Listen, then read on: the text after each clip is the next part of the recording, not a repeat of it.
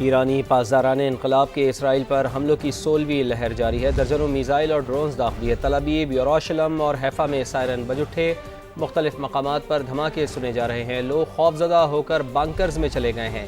ایرانی پاسداران انقلاب نے دعویٰ کیا ہے کہ انہوں نے اسرائیل کے علاقے مغربی گلیلی میں اسرائیلی فوجی اڈے کو نشانہ بنایا۔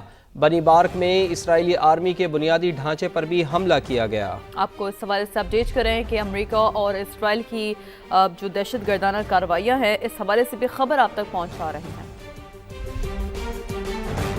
امریکہ اور اسرائیل کی دہشت گردی، ایرانی دارالحکومت تہران میں دھماکے، کئی عمارتیں تباہ ہو گئیں، ہر طرف دھوئیں کے بادل چھا گئے۔ اسرائیلی فوج نے ایران پر بڑے حملے شروع کرنے کا اعلان کر دیا۔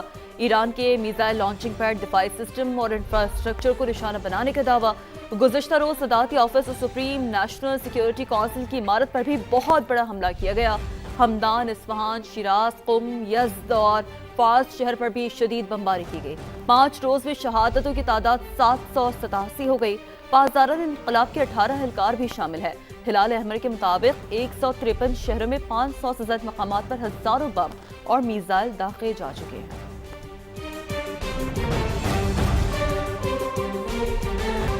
مشرق وسطی کی لپیٹ میں ہے۔ ایران کی جانب سے 5ویں روز بھی خلیجی ممالک پر حملے۔ سعودی عرب میں امریکی CIA کے مرکز پر ڈرون حملہ کیا گیا۔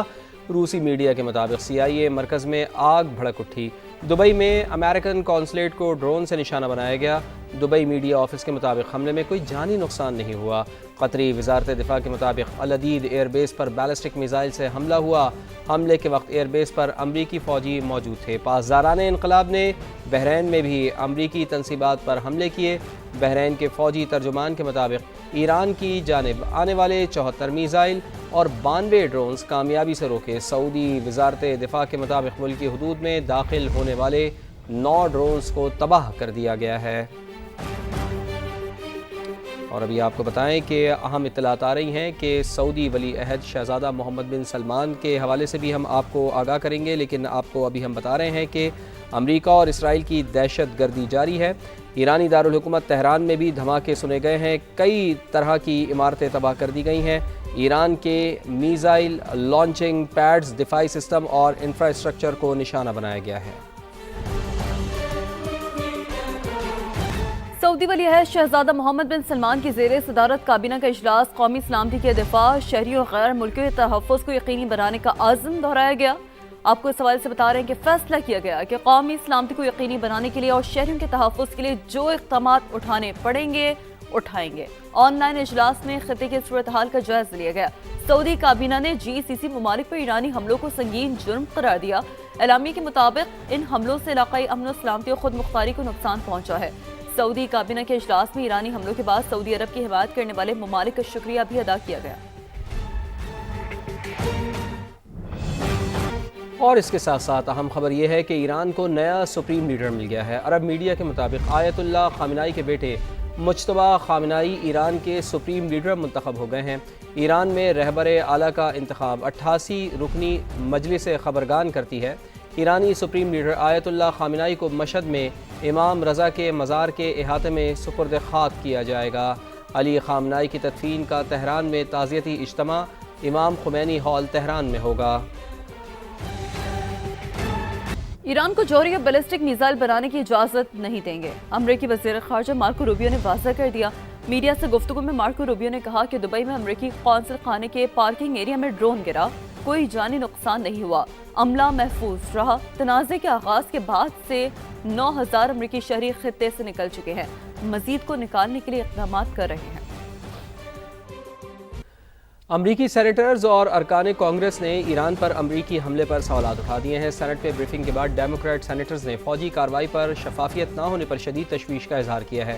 سینیٹر چک شومر نے کہا ہے کہ ٹرمپ انتظامیہ کے جوابات انتہائی غیر مطمئن ہیں۔ جنگ کے مقاصد ہر روز بدلتے رہتے ہیں، کوئی واضح منصوبہ نہیں۔ مجھے مشن کریپ کا خطرہ ہے، ایک ایسا جنگی عمل جو کبھی ختم نہ ہو۔ عوامی مباحثے کی ضرورت ہے تاکہ امریکی عوام صورتحال سمجھ سکیں۔ سینیٹر رچرڈ بلومینتھل بولے، مجھے ڈر ہے کہ امریکہ کے فوجی زمین پر جانے پر مجبور ہو سکتے ہیں۔ ہمیں واضح نہیں ہے کہ ٹرمپ انتظامیہ کے اگلے اہداف کیا ہیں، جوہری ہتھیار ختم کرنا، میزائل تباہ کرنا، رجیم چینج یا پھر دہشت گردی روکنا۔ امریکی عوام کو اعتماد میں لیا جانا چاہیے۔ ایران پر حملے کے بعد امریکی صدر ڈونلڈ ٹرمپ کی مقبولیت میں ریکارڈ کمی۔ دی اکانومسٹ اور یو گورنمنٹ کے تازہ سروے کے مطابق امریکہ میں ڈونلڈ ٹرمپ کی مقبولیت کی شرح 38% رہ گئی ہے۔ 59% امریکی ان کی پالیسیوں سے خوش نہیں ہیں۔ یہ شرح اب تک کی سب سے زیادہ ہے۔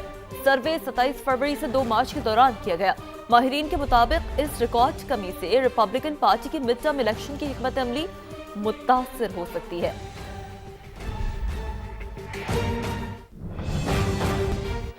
برطانیہ ایران پر کسی بھی جارحانہ حملے میں شامل نہیں، برطانوی وزیر اعظم کا ایسا کہنا ہے۔ مشرق وسطی میں ہم اپنے اتحادیوں کے دفاع کے لیے اقدامات کر رہے ہیں۔ کیئر سٹارمر کا ایسا کہنا ہے، میں نے ماضی میں عراق جنگ کی بھی مخالفت کی تھی۔ کیئر سٹارمر یہ بھی کہہ رہے ہیں کہ برطانیہ میں اسلامو فوبیا کے خاتمے کے لیے مؤثر اقدامات کیے جائیں۔ ایران کو سعودی سرزمین استعمال نہ ہونے کی یقین دہانی لے کر دی۔ نائب وزیر اعظم اسحاق ڈار کی سینٹ میں سفارتی کوششوں پر بریفنگ۔ بتایا پاکستان سعودی عرب کے ساتھ دفاعی معاہدہ کر چکا، ایران سے کہا کہ اسے مد نظر رکھا جائے۔ سب نے دیکھا سعودی عرب اور عمان کے خلاف کم ری ایکشن ہوا۔ وزیر اعظم میاں شہباز شریف اور ترکی کے صدر کا ٹیلی فونک رابطہ ہوا ہے۔ وزیر اعظم نے مشرق وسطی کے بحران پر گہری تشویش کا اظہار کیا ہے۔ ایران پر اسرائیلی حملوں اور خلیجی ممالک پر حملوں کی مذمت۔ وزیر اعظم نے صدر رجب طیب ایردوان کو خلیجی ممالک کی قیادت سے حالیہ رابطوں کے بارے میں آگاہ کیا۔ دونوں رہنماؤں کا مزید کشیدگی سے بچنے کے لیے فریقین سے تحمل اور بردباری پر زور۔ وزیر اعظم نے ترک صدر کو افغانستان کے تناظر میں حالیہ پیش رفت سے بھی آگاہ کیا۔ دونوں رہنماؤں کا قریبی اور مسلسل رابطے میں رہنے، خطے میں امن و استحکام کے لیے مشترکہ کوششیں جاری رکھنے پر اتفاق ہوا۔ وزیر اعظم شہباز شریف کا خطے کی کشیدہ صورتحال پر پارلیمانی جماعتوں کو اعتماد میں لینے کا فیصلہ۔ سینٹ اور قومی اسمبلی میں اپوزیشن لیڈر سمیت تمام جماعتوں کے پارلیمانی سربراہان کو آج 11:30 بجے ان کیمرہ بریفنگ کے لیے مدعو کر لیا۔ تحریک انصاف کا ان کیمرہ بریفنگ میں شرکت سے انکار۔ پی ٹی آئی سیاسی کمیٹی کے اجلاس میں یہ فیصلہ ہوا۔ اعلامیے میں کہا گیا کہ بانی سے ملاقات تک کسی حکومتی اجلاس میں نہیں جائیں گے۔ اپوزیشن لیڈر محمود اچکزئی کہتے ہیں پارلیمنٹ کا مشترکہ اجلاس بلا کر سیکیورٹی بریفنگ دی جائے۔ پارلیمانی لیڈرز کو ان کیمرہ بریفنگ کی وجہ سے سینٹ کا آج ہونے والا اجلاس ملتوی کر دیا گیا۔ سینٹ اجلاس اب 5 مارچ کو صبح 11:30 بجے ہوگا۔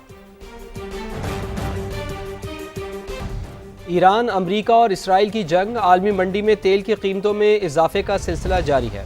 امریکی کروڈ آئل 3.3% اضافے سے $74.6 فی بیرل پر آ گیا ہے۔ اسی طرح برطانوی برنٹ خام تیل کی قیمت 3.98% اضافے سے $81.60 فی بیرل ہو گئی ہے۔ ماہرین کے مطابق آبنائے ہرمز کی بندش کے باعث تیل کی قیمتیں $100 فی بیرل تک جا سکتی ہیں۔ مشرق وسطی میں بڑھتی کشیدگی نے خطے میں فضائی آپریشن درہم برہم کر دیا۔ 4 روز کے دوران اسلام آباد سمیت ملک کے مختلف شہروں سے خلیجی ممالک کی 600 کے قریب پروازیں منسوخ۔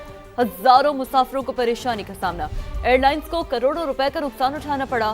ذرائع کے مطابق مسافروں کو ری فنڈز اور رہائش کے اضافی اخراجات سے بھی ایئر لائنز کو شدید نقصان پہنچ رہا ہے۔